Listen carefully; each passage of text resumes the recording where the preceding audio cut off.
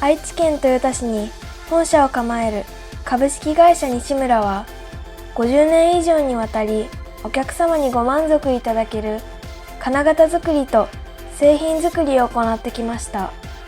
2020年にはファイバーレーザーを、2024年には大型油圧プレスを導入し、超高精度のプレス加工から接合工程まで一貫して対応が可能になりました。常に難度の高い加工の要望を応えるため、最新の設備と熟練の技能で 0.001 ミリの加工精度に積極的にチャレンジします。切削加工から検索加工、ラップ、仕上げまで社内で一貫生産をすることが可能です。また、2020年に導入した 3D シングルモードファイバーレーザー加工機により、金属セパレータ、電池セルやバッテリーケースなど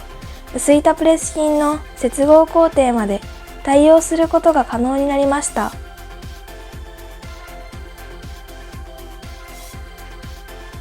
セパレーターを開発していく中で、材料コントロールによる均一な板圧で流路を強ピッチに加工する、後工程を考えた上で必要な平坦度、性能を左右する流路面の高さを均一にすると、様々な要件を求められます。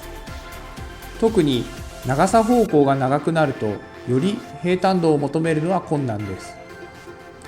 精度の高い部品を作るためには、合成の高いプレスと金型、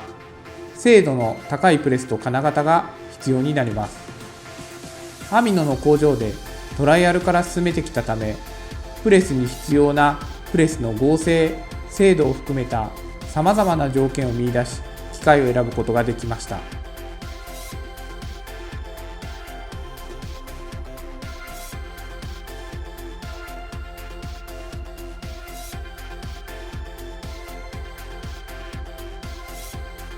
西村はこれからも水素関連の部品製造を中心に金型加工技術とプレス成形技術を磨き、カーボンニュートラルの実現に貢献したいと思います。さらに金属セパレーターの製造では世界でナンバーワンの品質を維持して、海外でのビジネスも広げていければと考えています。